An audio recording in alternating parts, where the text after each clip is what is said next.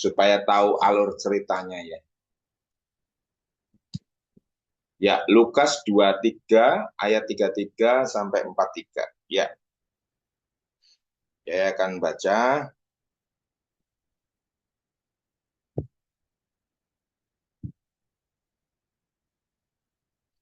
Ketika mereka sampai ke tempat yang bernama Tengkorak, mereka menyalibkan Yesus di situ dan juga kedua orang penjahat itu. Yang seorang di sebelah kanannya dan yang lain di sebelah kirinya. Yesus berkata, "Ya Bapa, ampunilah mereka, sebab mereka tidak tahu apa yang mereka perbuat." Dan mereka membuang undi untuk membagi pakaiannya. Orang banyak berdiri di situ dan melihat semuanya. Pemimpin-pemimpin mengejek dia. Katanya, orang lain ia selamatkan, biarlah sekarang ia menyelamatkan dirinya sendiri. Jika ia adalah Mesias, orang yang dipilih Allah. Juga prajurit-prajurit mengolok-olokkan dia. Mereka menunjukkan anggur asam kepadanya dan berkata, "Jika engkau adalah raja orang Yahudi, selamatkanlah dirimu. Ada tertulis di atas kepalanya, inilah raja orang Yahudi." Seorang dari penjahat yang digantung itu menghujat Yesus, katanya, "Bukankah engkau adalah Kristus? Selamatkanlah dirimu dan kami." Tetapi yang seorang menegur dia, katanya, "Tidakkah engkau takut juga? Tidakkah kepada Allah? Sedang engkau menerima hukuman yang sama. Kita memang selayaknya dihukum sebab kita menerima balasannya yang setimpal dengan perbuatan kita. Tetapi orang ini tidak berbuat sesuatu yang salah." Lalu ia berkata, "Yesus, ingatlah akan aku apabila engkau datang sebagai raja." Kata Yesus kepadanya, "Aku berkata kepadamu, sesungguhnya hari ini engkau akan ada bersama-sama dengan aku di dalam Firdaus." Ya, kita akan kembali ke tema firman Tuhan hari ini ya. Ya, tetap mengasihi walaupun terluka. Sering kita menghadapi masalah dalam kehidupan kita sebagai orang Kristen, kadang-kadang seperti ini, saudara ya. Kita sudah berbuat baik, melakukan ini dan itu, ya. Kadang-kadang kita masih dihina, diejek, dicaci maki, digosipin, difitnah. Tapi firman Tuhan di dalam judul ayat ini, mari kita lihat next selanjutnya, ya. Kasih mendorong untuk apa, saudara? Salib bukan hanya tempat penderitaan, tetapi juga puncak pernyataan kasih Allah. Dari doa Yesus di kayu salib kita belajar makna kasih sejati. Dari doa Yesus kita di atas kayu salib kita belajar mengasihi walaupun terluka. Ini teladan sejati, teladan contoh kehidupan kita sebagai anak Tuhan, yaitu siapa, saudara? Tuhan Yesus.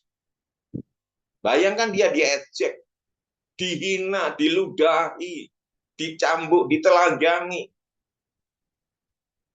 Apakah kita penderitaannya sama sampai seperti Tuhan Yesus? Kemungkinan tidak. Tetapi Yesus mengajarkan kepada kita untuk tetap mengasihi. Nah, ini tidak gampang, saudara ya. Teori gampang, prakteknya belum tentu. Tapi sebagai anak Tuhan, kita harus melakukan. Mau tidak mau. Karena apa? Ada rahasianya, saudara. Kalau kita terluka tapi tidak mengasihi, efeknya, saudara, kalau kita tidak bisa mengasihi, biarpun mungkin berat, akan menjadi tersakiti. Kalau sudah sakit atau luka dalam batin ini, kalau tidak diobati, akan menjadi pahit dalam hidup. Kepahitan yang muncul, dendam, tidak bisa mengampuni. Ya, lawan dari mengasihi kan tidak bisa mengampuni. Next, lanjut. Poin pertama, taat meskipun berat. Yesus tetap taat sampai mati di kayu salib meskipun menghadapi penderitaan yang Tidak adil, bayangkan. Penderitanya tidak adil, saudara. Dia sudah mengasihi, ya toh. Orang sakit disembuhkan. Orang yang mengkhianati dia, murid-muridnya, ada dua yang murid yang mengkhianati Yesus. Siapa, saudara? Pertama yaitu Petrus. Aku akan mengikut engkau. Kemanapun engkau berada, Tuhan. Bahkan sampai ke penjara pun, mati pun aku akan ikut engkau. Tapi Tuhan Yesus tahu dasar hati yang paling dalam diri Petrus. Kadang-kadang orang yang semangat, semangat tidak salah, tapi kalau semangatnya tidak didasari betul-betul cinta sama Tuhan mendalam, hanya luarnya, biasanya gampang menyangkal Yesus, gampang meninggalkan gereja, gampang pergi. Di gereja orangnya ya sama aja, tidak ada kasih. Saya masuk gereja sama dengan orang yang ada di dunia. Kalau saudara gereja hanya ingin supaya dihargai, dihormati, punya teman banyak, salah alamat, saudara. Di gereja tujuannya apa? Untuk mencari Yesus, menyembah Yesus, melekat dengan Tuhan Yesus, ada hubungan pribadi dengan Dia, memuji. Nah, ini yang baru benar. Nah, kalau masalah orang lain mungkin melakukan hal seperti orang dunia, ya jangan ikut, saudara. Karena gereja itu bengkel, bukan semuanya orang kudus, saudara. Makanya firman Tuhan katakan, kuduslah kamu sebab aku kudus. Jadi ada proses dalam kehidupan kita. Jadi kalau kita mengasihi orang lain seperti Yesus mengasihi, memang berat. Taat itu berat, saudara. Tapi kalau kita melakukan dengan sungguh, dengan betul-betul kepada Tuhan, apa yang harus kita lakukan? Luar biasa hasilnya, saudara. Mengasihi, mungkin kita terluka. Tapi kalau kita mengasihi tidak bisa mengampuni, atau mengasihi dia kembali, masalah demi masalah, problem demi problem akan kita alami. Ujian demi ujian dalam kasus yang sama, dalam pelajaran. Tuhan tidak akan memberikan kedewasaan dalam kehidupan kita. Tuhan tidak akan memberikan naik kelas dalam kehidupan kita kalau kita tidak bisa menyelesaikan, namanya itu mengampuni atau mengasihi. Ya, kita akan terjebak dengan masalah yang sama. Kalau tidak percaya, saya ngalami sudah. Ya, karena firman Tuhan katakan dengan jelas, berbahagialah orang yang murah hati, supaya dia memperoleh kemurahan. Matius pasal 5 itu ya, saudara bisa lihat sendiri nanti di rumah. Ada mulai 8 atau 9 ayat. Berbahagialah yang miskin di hadapan Tuhan, karena dia yang memperoleh kerajaan Allah. Bukan berarti saudara hidup dalam kemiskinan. Konteksnya bukan seperti itu, artinya bukan seperti itu, saudara. Miskin dalam arti bahwa saya tidak mampu, bahwa saya tidak bisa tanpa Tuhan, itu namanya miskin. Ya, contohnya kalau orang kaya itu ya, kalau kayanya rendah hati, puji Tuhan. Kalau kayanya, biasanya orang dunia itu sombong, ingin dihormati, ingin dihargai, ingin dipuji. Karena apa? Aku punya segalanya. Jadi bukan seperti itu. Miskin dalam arti tanpa Tuhan, tanpa Allah, tanpa Tuhan Yesus, tanpa Roh Kudus, aku tidak bisa berbuat banyak. Itu yang dimaksud miskin. Dan itu kita akan memperoleh nanti kerajaan surga. Jadi Yesus ini teladan yang baik, saudara. Dia menghadapi masalah sangat berat. Setelah Petrus siapa? Yudas. Jadi kalau ada orang berbuat baik, apalagi mencium dengan istilahnya maksud, wah sahabat ini, hati-hati saudara. Biasanya orang seperti itu bisa jadi pengkhianat. Wah baik ini itu, wah Pak Moses, gimana kabar ini? Ya seperti Yudas ini. Nanti siapa yang akan kucium, dan itulah orangnya. Waktu Yesus doa di Taman Getsemani, sampai keringat atau peluh mengeluarkan bintik-bintik darah. Dalam ilmu kedokteran, dia mengalami stres akut, saudara. Dalam arti, penderitaannya seharusnya tidak dia pikul, tidak dia tanggung. Dia tanggung untuk kita. Itulah kebaikan Yesus. Itulah kebaikan anak tunggal Allah. Tanpa Yesus menderita, tanpa Yesus mengasihi, tanpa Yesus mengampuni, kita tidak mungkin bersama dalam satu komunitas Zoom Grace Ministry. Jadi kalau pada saat ini kita berkumpul menyembah, memuji, memuliakan nama Tuhan, itu karena kasih Yesus, biarpun dia terluka. Tapi luka Yesus dibalut dengan apa? Dengan darahnya dia sendiri. Untuk mengampuni dosa-dosa umat manusia di dunia. Bukan yang membunuh saja. Bukan yang menghina saja. Bukan yang mengejek saja. Bukan hanya yang mencucukkan tombak di lambungnya. Tapi juga dia mengampuni dosa kepada kita-kita generasi sesudah 2000 tahun yang lalu. Jadi kita bangga. Kita harusnya bersyukur. Karena tanpa Yesus mati di kayu salib, tidak ada keselamatan.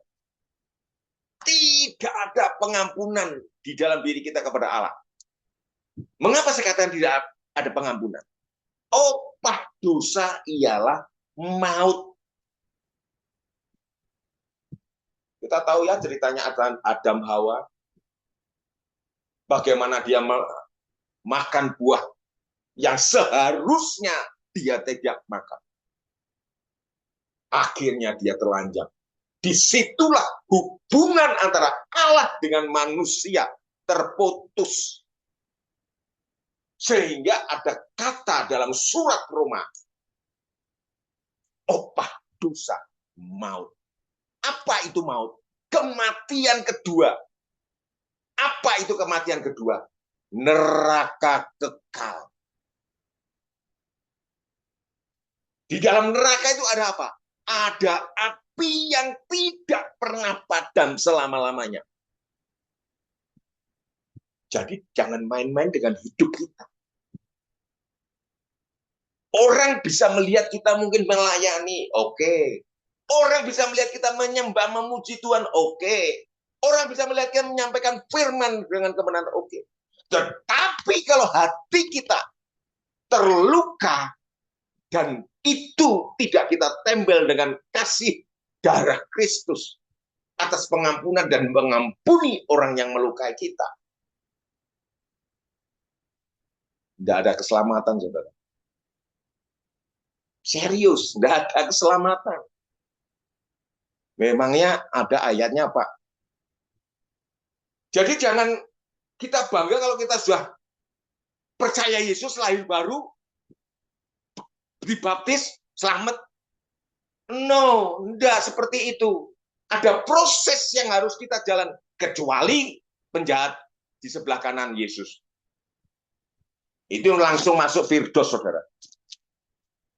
Di tempat penantian sebelum hari penghakiman nanti, sebelum naik ke surga. Dia belum sempat berbuat baik, tapi dia diselamatkan. Beda dengan kita. Kita sudah diselamatkan berpuluh tahun yang lalu, berbulan-bulan yang kemarin. Tapi kalau di dalam kehidupan kita, perjalanan kehidupan kita di dunia ini, tidak menjalankan apa yang Tuhan katakan, terus memelihara hidup kita di dalam kepahitan, sakit hati, iri, dengki, dendam, tanpa kita sadari, pikiran kita, aku pasti selamat. No, tidak. Ada ayatnya, saudara. Markus 11 ayat 24 sampai 26. Saya bisa dibantu?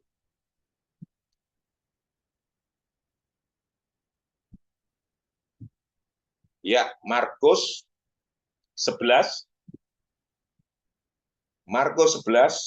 ayat ya 24 26. Oke. Karena itu aku berkata kepadamu, apa saja yang kamu minta dan doakan, percayalah bahwa kamu telah menerimanya, maka hal itu akan diberikan kepadamu.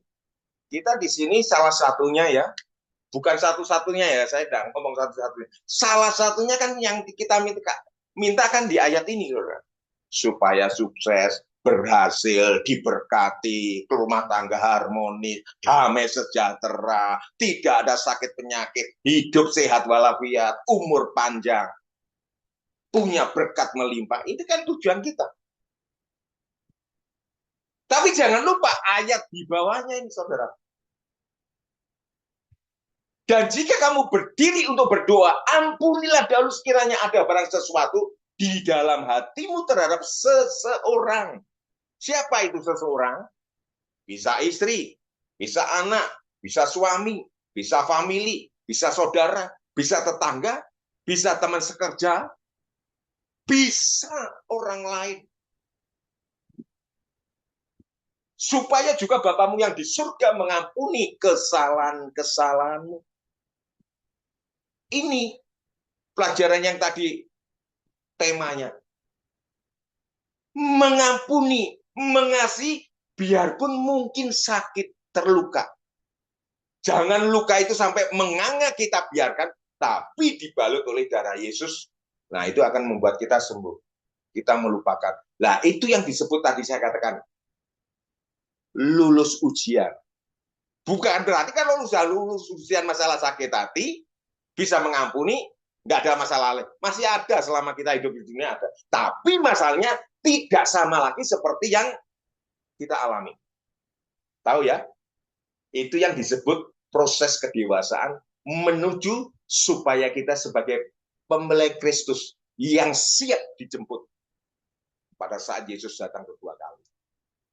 Terus yang nomor ayat 26. Tetapi jika kamu tidak mengampuni, nah ini jelas ya, maka Bapamu yang di surga juga tidak akan mengampuni kesalahan-kesalahan.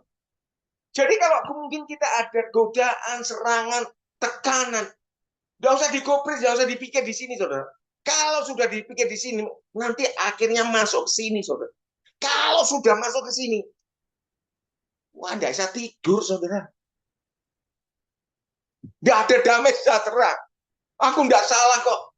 Aku udah berbuat baik. Aku udah melayani Tuhan. Kok ada orang jengkelkan? Tuhan tolong buat dia pulang ke rumah Bapak. Nah ini namanya kan. Padahal firman Tuhan katakan apa? Doakanlah musuhmu. Kasihlah dia. Supaya engkau menumpuk bara api di atas kepala. Boro-boro doakan. Kita terus terbayang-bayang. Nah ini yang Tuhan tidak mau. Saudara. Iblis itu jahat, saudara. Jahat sekali. Dia akan ngomong seperti malaikat terang. Kamu kan nggak salah. Yang salah dia. Ngapain kamu ngampuni? Kelihatannya benar ya, saudara. Kelihatannya benar. Padahal ini salah, jerumus kan. Akhirnya benar-benar. Iya, aku benar ya. Ngapain aku harus ngampuni dia? Ngapain aku harus berdamai dengan dia? Cek enak men. Ini kelihatan benar, saudara. Tapi sebenarnya menyesatkan. Kalau ini terus kita pelihara, kalau ini terus simpan dalam hati kita, nggak ketemu Tuhan. Serius, ini loh. Tetapi jika kamu tidak mengampuni, maka Bapamu yang di surga juga tidak akan mengampuni kesalahan kita. Kalau Bapa di surga tidak mengampuni kita, habislah kita. Kira-kira masuk surga enggak? Ya enggak. Surga itu tempat orang yang betul-betul suci, kudus. Makanya selama kita hidup di dunia ini, ada kesempatan, itulah proses. Kita tidak bisa sama seperti penjahat sebelah kanan, saudara. Tuhan tolong ingatkan aku. Langsung masuk Firdaus. Setelah itu nanti masuk surga. Setelah Yesus datang kali kedua. Saya mau tanya, sempat dibaptis belum? Belum. Banyak orang berpikirnya kalau kita sudah dibaptis, pasti jaminan keselamatan. Baptis itu bukan jaminan keselamatan. Kalau kita percaya Yesus, menerima Yesus, baru itu keselamatan yang kita terima. Ada ayatnya, saudara. Baptisan itu tujuannya supaya kita mengakui di depan umum bahwa Yesus adalah Tuhanku, bahwa Yesus adalah keselamatan di dalam hidupku, bahwa Yesus adalah penebusku. Dan mengakui baptisan itu adalah bahwa saya ini orang Kristen, gitu loh. Ya. Jangan dipikir ya, pokoknya aku dibaptis pasti selamat, salah, kebalik. Tapi kalau kita masih hidup harus memang dibaptis, ya. Saya tidak akan mengarah ke sana, saudara. Baptisan ada percik, ada selam, semuanya sama. Tergantung iman masing-masing. Jangan katakan bahwa baptis selam yang paling bagus seperti enggak. Nah, kalau orang sekarat pengen kenal Yesus, dia koma. Masa kita mau izin dok? Pak dokter, karena yang paling menyelamatkan itu selam, Pak. Izin, Pak. Dia kenal Yesus, Pak. Ya, saya panggil polisi. Dia akan mati. Tenggelamkan malah, bukan malah hidup, malah mati, saudara ya. Kita harus berhikmat, ya. Apapun baptisan, yang penting iman percaya kita kepada Yesus. Amin. Jadi di sini kan banyak, ya toh. Ada yang dari karismatik, dari Katolik, dari Protestan, semua sama. Tidak ada bedanya di dalam Tuhan, ya. Mari kita kembali ke teks tadi, ya. Minta tolong Ko Yulis, ya. Oke. Kita masuk ke kasih kepada Bapa, ya. Setelah kita taat meski berat, kasih kepada Bapa membuat Yesus tidak menyerah pada rasa sakit dan penghinaan. Ketaatan adalah bukti kasih yang dewasa. Nah ini ya, yang tadi saya katakan. Kalau kita bisa mengampuni orang lain, kalau kita bisa memaafkan, kita menjadi orang Kristen dewasa. Enggak terus dihantui pikiran-pikiran. Nah saya orangnya cuek, saudara. Mengapa? Saya dulu pernah tersakiti dengan papa saya. Cukup lama. Bagaimana saya bisa mengampuni? Oh, enggak mudah. Saya sudah jadi pendeta pembantu PDP. Ternyata saya masih sakit. Udah melayani, saudara. Tuhan tegur melalui Roh Kudus dalam diri saya. Kamu belum mengampuni papamu. Itu hanya lip service. Nangis saya. Saya berlutut di kaki itu. Akhirnya saya pulang ke Diri. Kan jarang pulang. Dulu memang saya suka merantau, saudara. Ya tujuannya satu, supaya nggak sering ketemu papi. Kalau sering ketemu papi, kayak macan sama singa, saudara. Tapi setelah kenal Yesus, nggak gampang proses. Tapi setelah saya bisa menerima pengampun. Jadi saya, Tuhan kasih kepekaan. Kalau konsing sama orang, Udah tahu dia curhat ini bla bla bla bla, suami apa istri curhat suaminya dan lain-lain. Udah bisa ditebak pahit. Nah, saya ngomong, kamu bisa nggak ngampuni suamimu? Memang dia kurang ajar. Memang dia nggak suka ke gereja. Mungkin nggak suka pulang. Bisa nggak kamu mengampuni suamimu? Selama kita tidak bisa mengampuni suami kita, muter itu kayak lingkaran setan. Ke gereja sih ke gereja, persembahan persembahan, melayani melayani. Tapi hati kita nggak bisa ditipu. Di hadapan Tuhan kita telanjang, nggak bisa. Nah terus gimana Pak? Supaya suami saya bisa berubah. Saya langsung ngomongnya gini aja.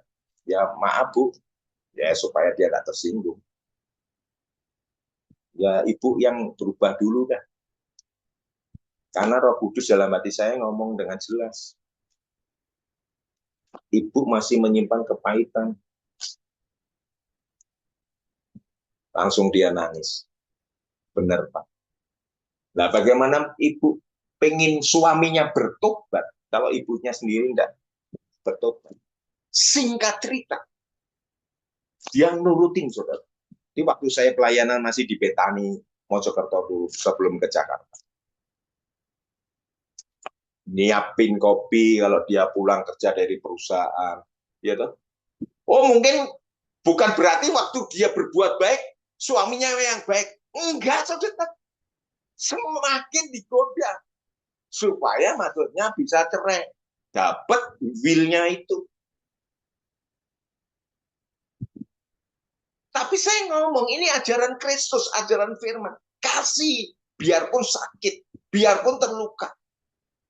Kamu kan sudah, ibu kan sudah ngampuni. Iya Pak, benar-benar aku ngampuni. Lakukan perbuatan baik. Waktu makan disiapin. Mungkin awalnya enggak minum dia. Satu hari, satu minggu. Lama-lama dia perhatiin. Kok sekarang beda ya istri saya? Wah, caranya memisahkan suaminya ini dengan perempuan lain. Tuhan tidak kurang akal, saudara. Apa, saudara? Dia dipromosikan jabatan, terus dia dibawa sekolah mesin ke Taiwan selama 6 bulan. Kan bisa ini. Tuhan ini caranya luar biasa. Di sana, dia tidak ada teman, saudara. Mau kemana? Bingung. Gereja mungkin ada 1, 2, 3, 2. Disitulah dia sadar perlunya kasih seorang istri. Tuhan tidak kurang akal, saudara. Naik jabatan, tapi caranya dia dipisahkan 6 bulan. Akhirnya apa itu? Kangen istri. Dia akhirnya dimenangkan di Taiwan sana. Salah seorang hamba Tuhan. Siapa yang membuat semuanya? Tuhan. Mengapa itu bisa terjadi? Karena istrinya sudah bertobat. Istrinya sudah mengampuni. Istrinya sudah mengasihi suaminya. Bahkan melupakan ceweknya ini. Bahkan bisa mengampuni ceweknya ini. Kalau enggak masih kepahitan ya enggak bisa. Enggak akan terjadi. Singkat cerita dia sudah 6 bulan pulang ke Jawa, ke Mojokerto. Sekarang saya kaget, sudah lama enggak ketemu kan saya di Jakarta. Dia sekarang jadi majelis, melayani Tuhan. Sampai istrinya, Bapak tahu kan ini dulu. Iya, kalau kamu ngikuti tunjuk firman Tuhan jadinya kan bagus. Kalau ibu sakit, udah kurus tambah kurus. Ini istrinya cantik loh saudara, kayak bintang film. Tapi dia bisa cantol wewe gombel. Karena apa? Kena ubul-ubul saudara. Ninggal anak 3, masih kecil-kecil. Tapi setelah pemulihan itu terjadi, keluarga ini menjadi keluarga yang harmonis. Menjadi contoh, dia bisa kesaksian kemana-mana. Kan luar biasa. Jadi jangan mengatakan bahwa waktunya sudah tidak mungkin. Tidak ada yang tidak mungkin, saudara. Semuanya bisa mungkin. Saya itu sampai sekarang masih ingat kesaksian Ibu Emilda ya, ketemu di Natalan kemarin. Saya dikenali suaminya. Itu perjuangan ini tahunan, saudara. Tapi karena dia merubah sikap, mengasihi suaminya apa adanya, makin hari semakin suaminya mengasihi Tuhan, bahkan melayani Tuhan. Suatu saat pasti akan ke sana. Jadi hidup ini jangan dibuat apa ya? Tuhan ngomong dibuat sulit, dibuat berat gitu. Jangan, saudara. Kita akan rugi sendiri. Jadi di sini dikatakan kasih kepada Bapa membuat Yesus tidak menyerah pada rasa sakit dan penghinaan. Ketaatan adalah bukti kasih yang dewasa, bukan kasih yang bergantung pada kenyamanan. Tetaplah setia kepada kehendak Tuhan meski jalan terasa berat dan menyakitkan. Tolong kok, poin kedua. Ya, ini hanya 3 poin, tenang saja ya, saudara. Cepat tak khotbah saya ya. Poin kedua, mengampuni tanpa syarat. Tadi poin pertama, mengasihi biarpun terluka. Tapi jangan luka itu tetap kita simpan, kita sembuhkan dengan kuasa darah Yesus ya. Mengampuni tanpa syarat. Yesus berkata, ya Bapa, ampunilah mereka. Pengampunan diberikan bahkan sebelum ada penyesalan. Apa maksudnya, saudara? Pengampunan diberikan bahwa sebelum ada penyesalan. Jadi maksud Yesus di sini, jangan sampai kita menyesal. Istilahnya bahasa sehari-hari itu nasi sudah jadi bubur. Terlambat, saudara. Loh, ada loh tipe orang yang tidak bisa mengampuni sampai orang itu meninggal, saudara. Bayangkan. Sampai orang itu meninggal. Tadi ada khotbahnya hamba Tuhan dari Jakarta. Loh, kamu tetap tidak bisa mengampuni masuk neraka. Oh, ini khotbahnya malah lebih keras, saudara. Kalau kamu tetap tidak bisa mengampuni masuk neraka, loh, nanti mati. Akhirnya puji Tuhan bisa mengampuni. Kadang-kadang lah yang dijak ngomong ini orang Batak, saudara, kan orangnya keras gitu. Akhirnya bisa ngampuni sekarang. Wah, enak ya Pak hidup sekarang ya. Hatiku kok jadi sukacita. Padahal kakak saya ini sudah tidak ada. Sama kakaknya Yusuf benci sampai kakaknya meninggal, tidak mau ngampuni. Tapi setelah dia mau mengampuni, sekarang melayani Tuhan. Next, lanjut. Ya. Yang kedua,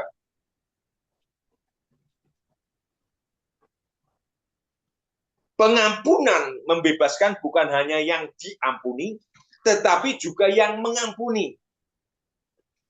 Jadi ada balance, ada keseimbangan. Apa yang kita tabur, kita tuai.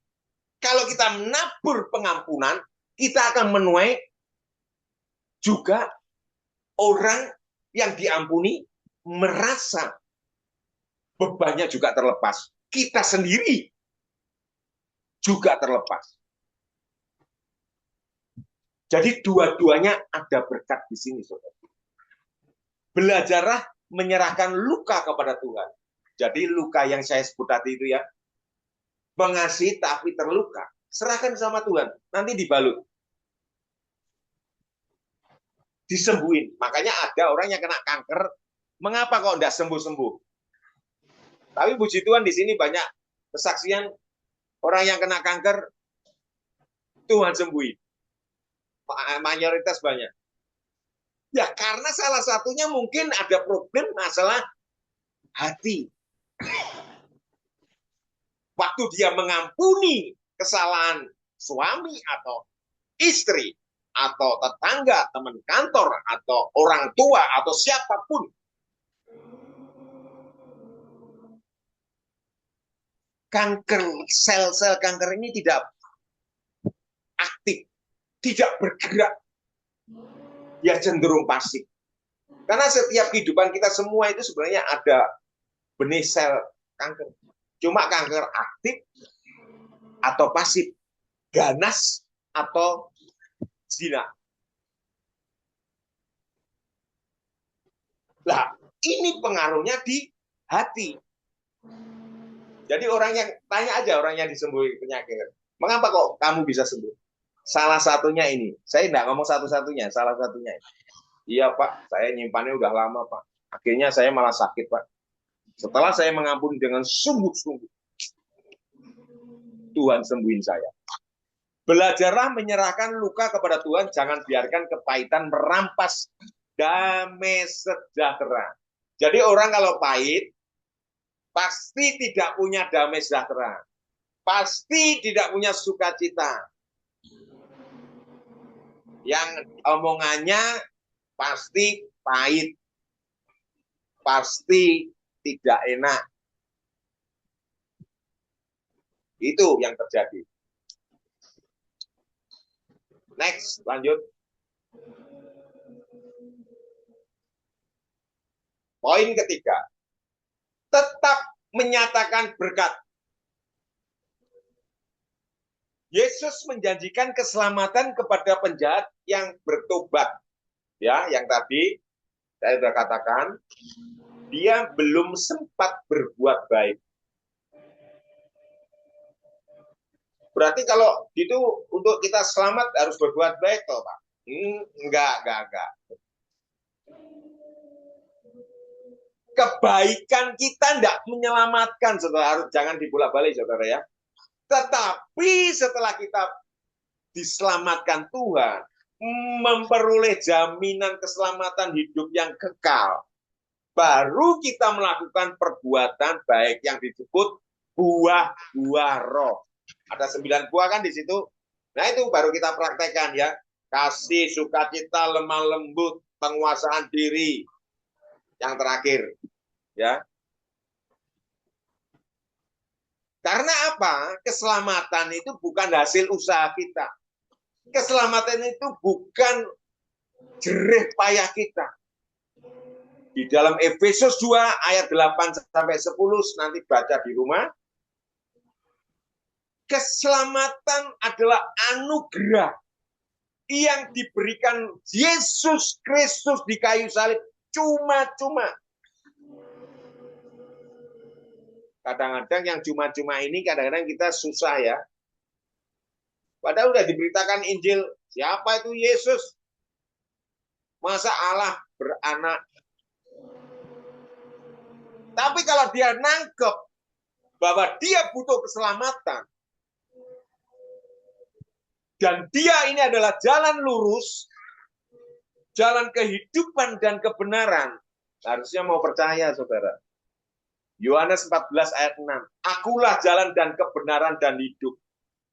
Yesuslah jalan kebenaran dan hidup. Tidak ada seorang pun yang datang kepada Bapa atau Allah pencipta langit dan bumi yang mempunyai surga kalau tidak melalui aku, atau yang disebut aku ini adalah kalau tidak melalui Yesus, tidak ada keselamatan. Karena setiap orang mati nanti masih ada kehidupan, saudara. Jadi orang meninggal itu masih ada kehidupan ke sana. Cuma kita kemana? Yang tahu kita sendiri. Ya. Makanya kalau kita hidup di dunia ini, mari jalani kehidupan dengan benar.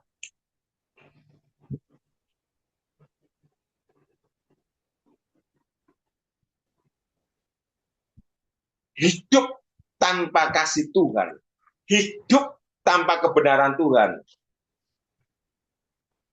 jalan kita terseok-seok, saudara. Yesus kan sudah ngomong tadi, akulah jalan kebenaran dan hidup. Lawan hidup, mati. Lawan kebenaran, salah. Lalu Yesus saja yang benar. Ya toh? Kita harus ngikutin dia. Toh. Nggak ada pemimpin di dunia ini.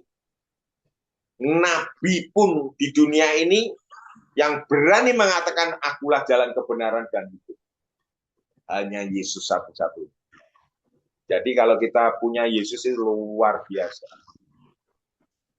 Itu betul-betul anugerah Tuhan di dalam kehidupan kita masing-masing. Dan pemberian itu spesial. Ya. Papernya Tuhan itu spesial, gratis, nggak bayar. Tapi bukan karena gratis murahan, bukan. Dia menyerahkan nyawanya untuk kita. Dia rela mati untuk kita. Kalau dilihat dari poin tadi, ya, Yesaya 53 ayat 12, itu sudah dinubuatkan 4.000, 3.000, 4.000 tahun yang lalu. Kalau Yesus kan 2.000 tahun yang lalu. Sebelum Yesus, itu kan ada Yesaya, Nabi Yesaya. Dia ngomong, akan ada juru selamat. Ada Raja Damai. Sebab itu aku akan membagikan kepada orang-orang besar sebagai rampasan. Dan ia akan memperoleh orang-orang kuat sebagai jarang. Yaitu sebagai ganti karena ia telah menyerahkan nyawanya di dalam maut. Sebenarnya maut itu, upah dosa kan maut ya. Itu sebenarnya milik kita. Tapi Yesus menggantikan untuk kita gitu loh. Ya. Dan karena ia terhitung di antara pemberontak-pemberontak, sekalipun ia menanggung dosa banyak orang loh, ya kan? Seharusnya kita yang menanggung dosa. Dosa apa? Dosa asal, yaitu dosa Adam Hawa. Tapi Yesus yang menanggung buat kita supaya kita diselamatkan terus ya. Dan berdoa untuk pemberontak ya. Ternyata waktu itu, Bapak, aku serahkan nyawaku. Bapak, ampunilah karena mereka tidak tahu apa yang mereka perbuat. So ini ya. Dia dianiaya, ayat 7 ya. Tetapi ia membiarkan dirinya ditindas dan tidak membuka mulutnya. Ya, waktu dia ditampar mulutnya itu loh sama tentara Roma waktu di sidang Pilatus waktu itu, seperti anak domba yang dibawa ke pembantaian, seperti induk domba yang keluh di hadapan orang-orang yang menggunting bulunya. Ia tidak membuka mulutnya sesudah menahan dan menghukumannya. Ia diterambil dan tentang nasibnya siapakah yang memikirkannya? Gak ada yang memikirkan, bahkan orang dekatnya pada lari semua, saudara. Murid-muridnya kabur. Katanya mengasihi. Waktu Yesus disalib, dia ngibrit semua, lari semua. Yang makanya saya katakan ada berapa kasih. Kalau Yesus ini kasihnya agape, saudara. Hah? Kalau murid-muridnya kasihnya bisa eros, filio, ya kan? Sungguh ia terputus dari negeri orang hidup dan karena pemberontakan umatnya, ia kena tulah, kena sakit. Padahal dia yang nanggung sakit kita. Orang menempatkan kuburnya di antara orang-orang fasik. Dan dalam matinya ia ada di antara penjahat-penjahat. Ini nubuatannya cocok, saudara. Di antara penjahat, dua penjahat sebelah kiri, sebelah kanan. Yesus di tengah-tengah. Sekalipun ia tidak berbuat kekerasan atau tidak berbuat dosa atau kesalahan. Dan tipu daya tidak ada mulutnya. Tetapi Tuhan menghendaki. Tetapi Tuhan berkehendak meremukkan dia dengan kesakitan. Tetapi Allah berkehendak meremukkan Yesus dengan kesakitan. Apabila ia menyerahkan dirinya sebagai korban penebus salah, ia akan melihat keturunannya, umurnya akan lanjut. dan kehendak Tuhan akan terlaksana oleh. Jadi nubuatan Yesaya yang sekitar 3.000-4.000 tahun yang lalu tergenapi pada saat Yesus mati di kayu salib. Jadi firman Tuhan itu betul-betul Allah. Yohanes 1 ayat 1. Pada mulanya adalah firman, dan firman itu bersama-sama dengan Allah. Dan firman itu udah Allah sendiri. Jadi nubuatan Tuhan, nubuatan Allah tentang Yesus itu firman. Dan firman itu telah menjadi manusia Yesus. Dan firman itu adalah Allah sendiri. Jadi kita tidak perlu sanksi.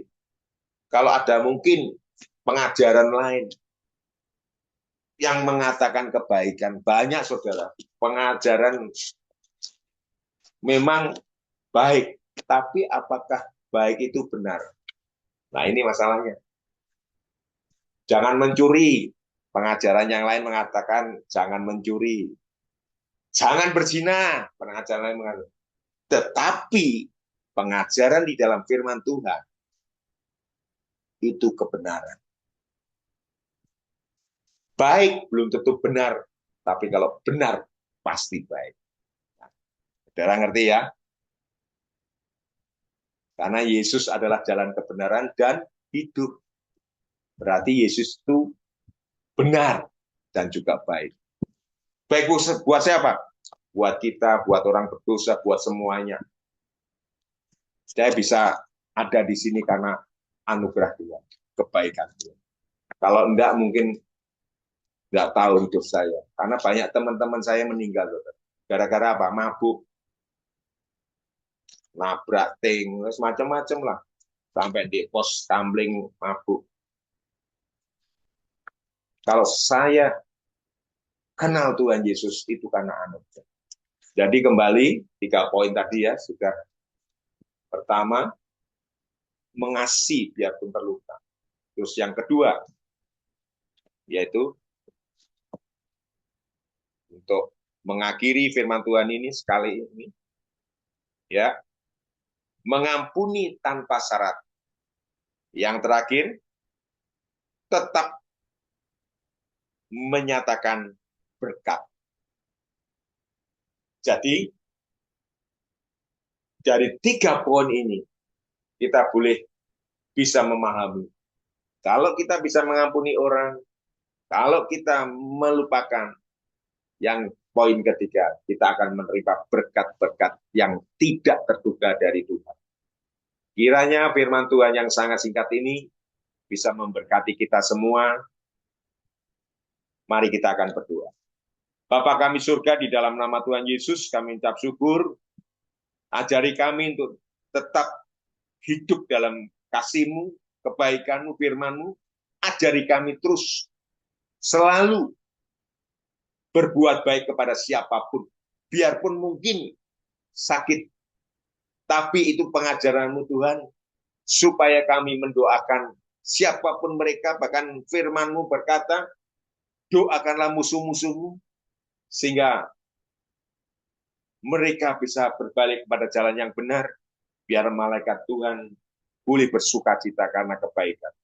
Ajari kasih agape dalam kehidupan kami. Kami belum sanggup selama ini Tuhan. Kasih kami seringkali filio Tuhan. Ampuni kami. Kasih timbal balik. Bukan kasih yang mau berkorban. Ampuni kami Tuhan. Supaya kehidupan kami menjadi dewasa di dalam Engkau Tuhan. Ajari kami Tuhan dengan kasih agape-Mu Tuhan. Terima kasih.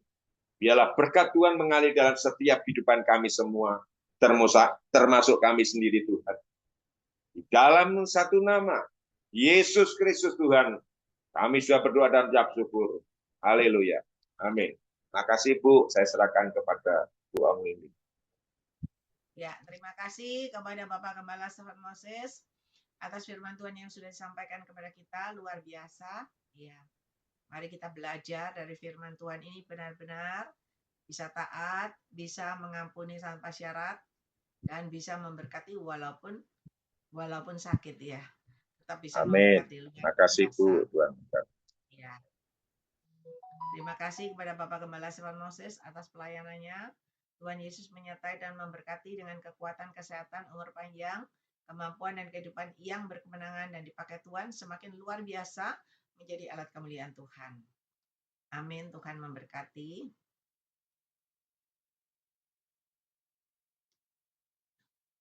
Saya undang Ibu Gembala Feben ini masih di tempat. Ada untuk doa firman Tuhan dan doa berkat ya. Tuhan. Mari Bapak Ibu Saudara yang kekasih dalam Tuhan. Oh haleluya, haleluya, terpuji namamu. Ajaib Engkau Tuhan, kami bersyukur dalam nama Tuhan Yesus, Bapakku di dalam surga. Kaulah Tuhan di atas segalanya. Tuhan, Engkau hadir di tengah-tengah ibadah kami. Lewat pujian dan penyembahan kami, lewat kebenaran firman Tuhan yang sudah kami dengar, telah mengajarkan kepada kami, Tuhan, untuk bisa belajar mengasihi dan mengampuni tanpa syarat. Bahkan Tuhan yang kami dengar, ada sesuatu pesan Tuhan yang disampaikan oleh Bapak David S. Pitam. Tuhan, walaupun dunia ini membenci, berusaha untuk menggagalkan rencana Tuhan. Karena kami percaya ini adalah karya surgawi. Kami adalah hamba-hambamu, anak-anakmu, milik kesayanganmu. Kami percaya saat kami belajar firman Tuhan, kami akan mendapatkan covering Tuhan. Kami akan mendapatkan pembelaan Tuhan. Campur tangan Tuhan untuk membela kami semua Tuhan.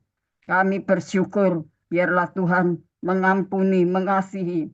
Bukan hanya di lahir ria saja, tetapi sampai pada dasar hati kami ya Tuhan. Ajaran firman-Mu begitu dalam sekali buat kami ya Tuhan. Engkau yang sudah mengampuni kami manusia yang hina, kotor, jahat, dan tidak baik di hadapan Engkau. Engkau jadikan kami adalah umat Tuhan. Orang-orang Kristen yang tahu mempermuliakan nama Tuhan. Hidup kami boleh berguna. Hidup kami belajar untuk berbagi kebaikan. Untuk mengasihi dan mengampuni. Belajarkan firman Tuhan. Bukan hanya setia mendengar dan mendengar. Tapi kami mau setia untuk melakukannya. Tuhan, supaya kami sehati, seia sekata, sejalan, sepikiran. Oh Tuhan, dengan sama seperti pikiran Tuhan. Untuk kami saling menyayangi satu dengan yang lain. Tuhan, untuk berbagi. Oh Tuhan, itu adalah ajaran firman Tuhan. Buat kami semua. Tuhan, tolong kami ya Tuhan. Supaya tidak ada sesuatu yang membuat kami tidak puas. Membuat sesuatu kami kecewa dan marah. Oh Tuhan, tetapi biarlah kami mau belajar mengikuti teladan Tuhan yang mau mengampuni orang-orang yang berdosa, yang sudah menghina, menghujat dan menyiksa, bahkan sampai terbunuh di atas kayu salib, mencucurkan darah untuk menebus dosa-dosa kami manusia. Tuhan, itulah teladan yang sempurna yang Tuhan buktikan dalam setiap kehidupan kami. Terima kasih Tuhan, ampuni segala dosa, kesalahan kami, kekurangan kami. Mungkin kalau kami sudah melakukan kesalahan, oh hari ini, oh Tuhan, atau 1 jam yang lalu, biarlah Tuhan kami mau, haleluya, untuk berbagi kasih. Haleluya, karena kami percaya saat kami mengampuni orang lain, kami pun diampuni oleh Tuhan. Oh terima kasih Bapak, terima kasih. Berkati hamba-Mu Bapak Stephen Moses yang sudah Tuhan pakai untuk menyampaikan maksud Tuhan, untuk menyampaikan isi hati Tuhan buat kami semuanya. Dalam urapan kuasa Roh Kudus-Mu turun atas pribadi hamba-Mu. Tuhan mau pakai pelayanan hamba-Mu dalam penggembalaan di kota Kediri dan sekitarnya. Bahkan kami berdoa supaya hamba-Mu Bapak Stephen Moses bersama Ibu Emilia, bahkan seluruh keluarganya, anak cucu mantu. Oh Tuhan, terus mendukung pelayanan. Bahkan seluruh jemaat diberikan kesetiaan. Terima kasih Tuhan, terima kasih. Kau berkati Bapak Stephen Moses dengan kesehatan dan kekuatan. Hikmat akal budi tambah-tambahkan karunia ilahi. Untuk melayani pekerjaan Tuhan. Memperluas kerajaan surga, banyak jiwa yang dimenangkan. Terima kasih Bapak, Engkau juga memberkati hamba-Mu Cik Lingling yang sudah Tuhan pakai. Oh Tuhan, memimpin ibadah di dalam PD Grace Ministry bentuk Tuhan Zoom pada malam hari ini. Tuhan berikan hamba-Mu ini juga perlindungan, kekuatan, kesehatan, dan penyertaan Tuhan yang ajaib dan sempurna. Bahkan Tuhan juga melengkapi hikmat, akal budi, dan karunia-karunia ilahi untuk hamba-Mu terus tetap maju Tuhan melayani Engkau. Walaupun ada halangan dan rintangan, tidak membuat hamba-Mu jerah, tidak membuat hamba-Mu takut dan putus asa. Tapi hamba-Mu semakin semangat dibuat, semakin bernyala-nyala untuk melayani Tuhan. Tuhan, terima kasih. Kami percaya saat kami setia melakukan tugas yang sudah Tuhan percayakan, di situ Tuhan ada pembelaan, sehingga pelayanan pekerjaan Tuhan yang dihambat oleh roh-roh jahat akan semakin berkembang maju, banyak jiwa dimenangkan, banyak jiwa diberkati, lewat ibadah Zoom yang dipimpin oleh hamba-Mu Cik Lingling di dalam PD Grace Ministry ini. Terima kasih Tuhan, berkati keluarga, anak cucu mantu, boleh setia, satu hati dalam perlindungan Tuhan, dalam penyertaan Tuhan. Tuhan berkati pelayanan hamba-Mu dimanapun Tuhan percayakan. Hamba-Mu melakukan dengan kesetiaan serta pengabdiannya. Tuhan memperhitungkannya. Tuhan tahu hamba-Mu sampai hari ini terus berusaha untuk menolong orang-orang yang tidak mampu, orang-orang yang tidak berdaya, orang-orang yang sedang dalam kelemahan, dalam keadaan sakit, penyakit apapun. Hamba-Mu terus maju, tidak memandang siapa mereka. Hamba-Mu melayani dengan kesetiaan. Maka Tuhan telah memperhitungkan segala pengabdian dan pengorbanannya. Tuhan buka jalan untuk Tuhan kegiatan ibadah baksos. Tuhan ibadah di Meswan. Tuhan ibadah haleluya di kota Surabaya dan sekitarnya, sampai di luar kota manapun Tuhan jangkau. Oh Tuhan, berkati hamba-Mu ini. Terima kasih Tuhan, terima kasih. Juga kami bersyukur Tuhan berkati Bapak David Espetam. Tuhan berkati juga Tuhan hamba-Mu Bapak Stephen, Bapak. Tuhan, haleluya, Wilson Pantai. Tuhan Bapak, kami serahkan haleluya Ibu Grace Rumampau. Tuhan Bapak Sabto Wibowo, Ibu Deborah. Tuhan Ibu Dorcas. Juga kami berdoa untuk Ibu Rosalalia. Tuhan, Engkau sendiri akan menolong semua. Tuhan pakai untuk menjadi alat kemuliaan-Mu. Kami percaya Engkau memberkati Bapak Tanoto, Ibu Tan Cokyo. Tuhan tolong semuanya. Jadikan alat mereka untuk kebenaran pekerjaan Tuhan. Terima kasih Tuhan, terima kasih. Kami juga berdoa Tuhan untuk anak-anak-Mu yang sakit, mengalami jamahan tangan Tuhan, mereka boleh disembuhkan. Tuhan mengampuni segala dosa, kesalahan, kelemahan, kekurangannya. Kami hancurkan semua kepahitan, kekecewaan, kemarahan. Tuhan, haleluya, haleluya, supaya kami bisa berdamai dengan situasi dan keadaan yang tidak baik. Tuhan, kami mau belajar sehingga kami boleh mengalami damai sejahtera. Terima kasih Tuhan, terima kasih. Kami juga berdoa untuk hamba-Mu David.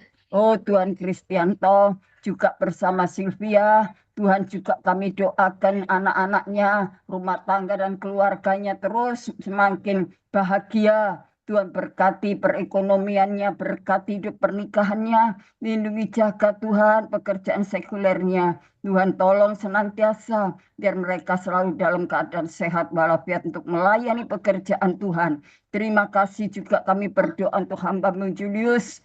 Tuhan berkati orang tuanya, berkati adik-adiknya. Kami serahkan ke dalam tangan-Mu Bapak, teristimewa masa depannya. Tuhan, Engkau pegang, Engkau sendiri akan mengatur, membawa mereka sukacita dan bahagia, sukses dalam pekerjaannya, dalam cita-cita dan pergumulannya. Terima kasih Tuhan, terima kasih lewat para co-host yang sudah Tuhan percayakan untuk memudahkan kami bisa ikut masuk Zoom. Tuhan, seperti malam hari ini, Engkau melimpahkan berkat untuk mereka semua. Terima kasih Tuhan, terima kasih. Biarlah doa kami boleh naik ke hadapan hadirat Tuhan, menjadi doa yang sungguh berbau harum di hadapan Engkau ya Tuhan. Terima kasih Tuhan, terima kasih. Tuhan, tolong Tuhan melawat anak-anak-Mu yang jauh di luar negeri sana Tuhan. Haleluya, haleluya. Kami juga berdoa mereka yang ada di luar pulau. Tuhan, haleluya, haleluya. Kami percaya kasih-Mu tidak pernah jauh dari mereka. Bahkan kami berdoa yang ada di luar kota, dimanapun berada di Pulau Jawa ini. Tuhan memberkati mereka semua dalam keadaan baik-baik saja. Terima kasih Tuhan, terima kasih. Tuhan Yesus, kami berdoa ya Tuhan, Engkau mau tolong supaya haleluya dunia ini yang sedang digoncangkan dengan banyak masalah. Oh Tuhan, resesi ekonomi, oh haleluya bencana musibah, haleluya yang terjadi yang melanda dunia ini Tuhan. Biarlah kami serahkan Indonesia ada di tangan Tuhan. Indonesia ada di dalam lawatan Tuhan. Kesejahteraan kota, kesejahteraan daerah, dan kesejahteraan keluarga. Kami masing-masing diberkati oleh Tuhan. Siarlah segala keresahan, ketakutan, dan kebimbangan kami tolak di dalam nama Yesus. Ada kuasa yang, oh haleluya, untuk campur tangan. Sehingga kami boleh merasakan tenang, damai, sejahtera, selamat sentosa. Terima kasih Tuhan, izinkan kami untuk menadahkan tangan Tuhan, turun tangan untuk memberkati kami. Saudara-saudaraku yang kekasih dalam Tuhan, sekarang terimalah segala berkat kasih sayang Bapa di sorga dalam persekutuan kuat kuasa Roh Kudus yang melimpahkan berkat-berkat ilahi sorgawi, kemenangan, kekuatan, kesuksesan, haleluya, keselamatan dan masa depan yang penuh pengharapan. Oh haleluya, dari sang Bapa Abraham, Ishak dan Yakub.